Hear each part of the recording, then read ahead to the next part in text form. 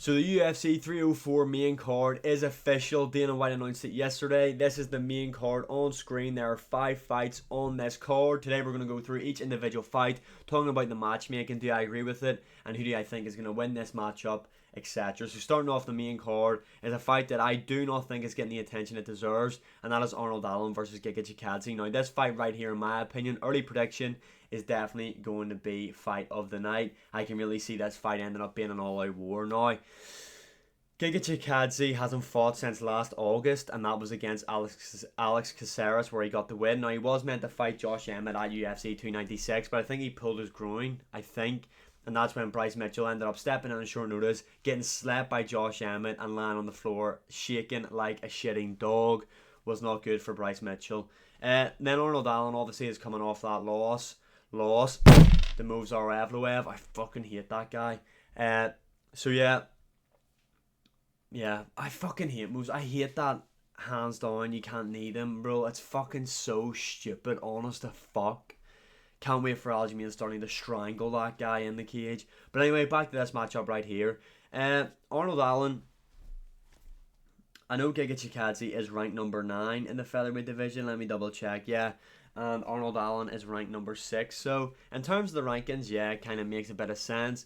A lot of fighters are kind of booked in the featherweight division, kind of, if you know what I mean. I mean, you've got Brian Ortega, but I have a feeling he might be on the Sphere card. Jair Rodriguez, I don't know, maybe the guy's taking time off.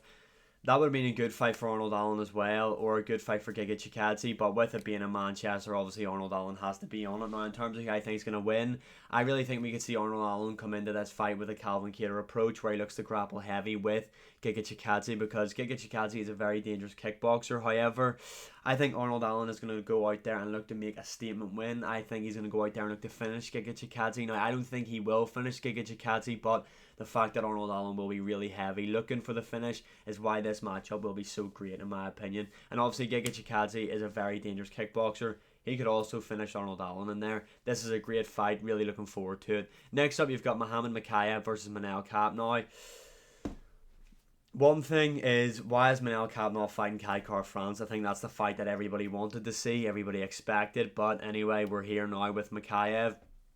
Manel Kape has really shot himself in the foot here. He's really fucked himself over. I think Nicolau, he could have beat him.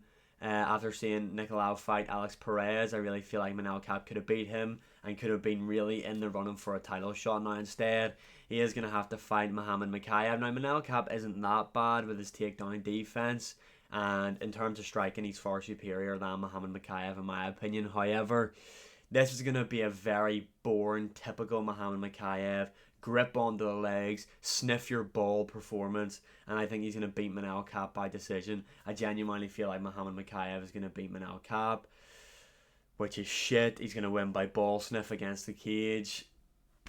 Oh well, what can we do? The build-up's going to be fun. Next up, Paddy Pimblett, Bobby Green. I am glad we were getting this fight over the Moicano fight. I feel like Muhammad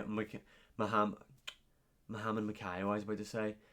Money Moicano deserves to jump up in the rankings after beating Jalen Turner. Now, Bobby Green, as far as I'm aware, is ranked 14th or 15th in the lightweight division, so it's still a jump up in competition for Paddy Pimblett. Plus, Paddy Pimblett gets in the rankings then.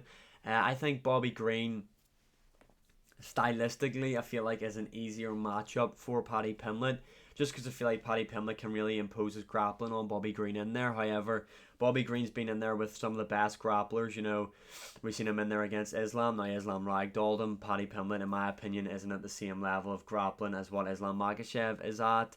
And then, obviously, we've seen him in there against Grant Dawson, and we've seen what happened to Grant Dawson. So, Bobby Green has been in there with some elite grapplers in the UFC lightweight division.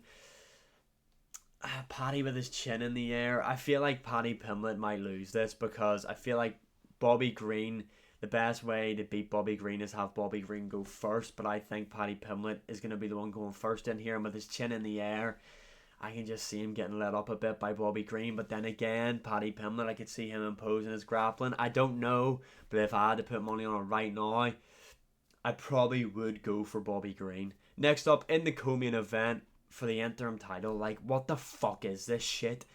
You've got Tom Aspinall versus Curtis Blaydes. Now, this is definitely the correct matchup to make. I know a lot of people were talking about Cyril Gane. Fuck that guy. As Tom Aspinall says, he thinks he's a film star now, so let him stay over there. Let him come back for UFC Paris and fight Tybura. Beat Tybura in like 1 round and then call for a title shot like he normally does. Fuck him. Yeah, Curtis Blaydes deserves it after single-handedly saving the heavyweight division by stopping Almeida at UFC 299. He deserved this title shot. Now, in terms of who I think is going to win this one, I feel like Tom Aspinall is going to stop Curtis Blaydes inside 2 rounds, to be honest. This will be a really good indication to how good Tom Aspinall would look against Jon Jones. Now, I think Jon Jones is a better wrestler than what Curtis Blaydes is, but Blaydes is up there with, I'd say behind Jon Jones is probably the second best wrestler in the heavyweight division. So this will be a good indication on how good Tom Aspinall's takedown defense is, because that's the only thing that I'm really concerned about in the Jon Jones fight. So that'll be a telltale sign in this matchup.